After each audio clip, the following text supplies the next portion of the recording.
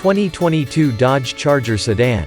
With news of Toyota discontinuing its Avalon and no real competition on offer from its fellow domestic brands, the Dodge Charger nearly has the whole full-size sedan segment to itself.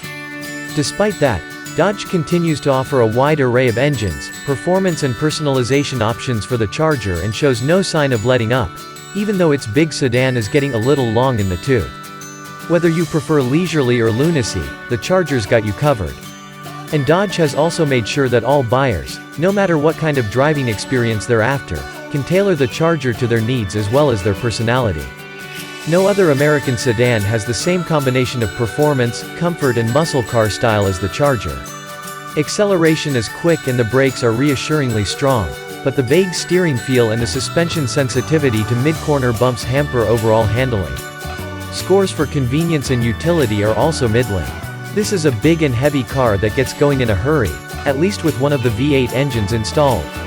Our Scat Pack test car covered 0 to 60 miles per hour in just 4.6 seconds.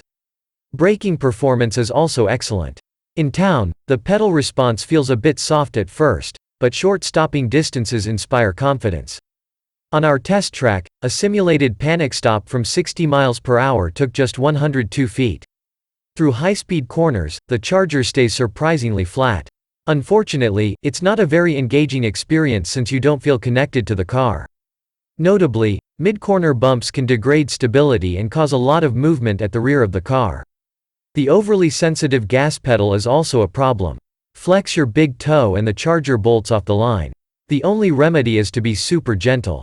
The Charger's front seats provide plenty of bolstering and lumbar support.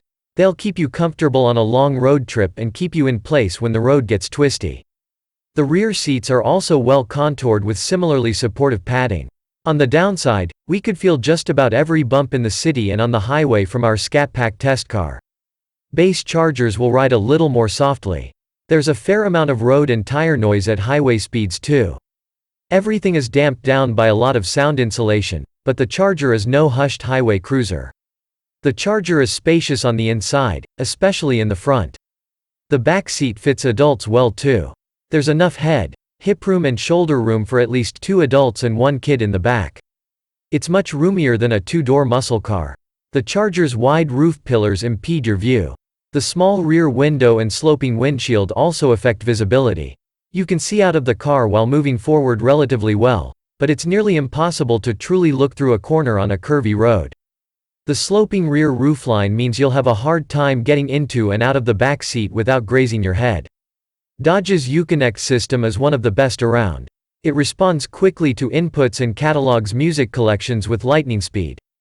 An optional 19-speaker stereo drives up the price quite a bit. We'd skip that option, but the voice controls and navigation are excellent. A collection of driver safety aids, such as adaptive cruise control, forward collision mitigation and lane keeping assist, are part of the optional technology group. All work pretty well. The adaptive cruise control's following distance is relatively conservative. The trunk is decently sized, but there's a high liftover height and the space narrows significantly toward the back. Non-performance-oriented competitors in the midsize segment do much better.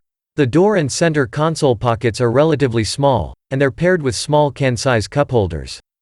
Rear seat storage is limited too. Car seat anchors are hard to see in all 3 seating positions. The back seat is wide enough for bulkier child safety seats, and there's generally enough space to fit them behind the front seats, but the Charger's low roof makes it difficult to load a seat and attend to a child. The Charger is definitely not the car you buy for fuel economy. The big 6.4-liter V8 is better than the supercharged Hellcat engine, but only marginally. The EPA estimates 18 mpg combined with the 6.4-liter engine. We averaged 19 mpg on our 115-mile evaluation route. Most of Dodge's development budget went toward what's under the hood of this car. Build quality is good but not great. Nothing was rattling or squeaking in our test car. But lots of the plastic interior surfaces feel a bit cheap for the price point. As far as the ownership experience goes, expect to spend a lot of money on gas if you've got a V8-powered Charger. Warranty and roadside assistance coverage is average.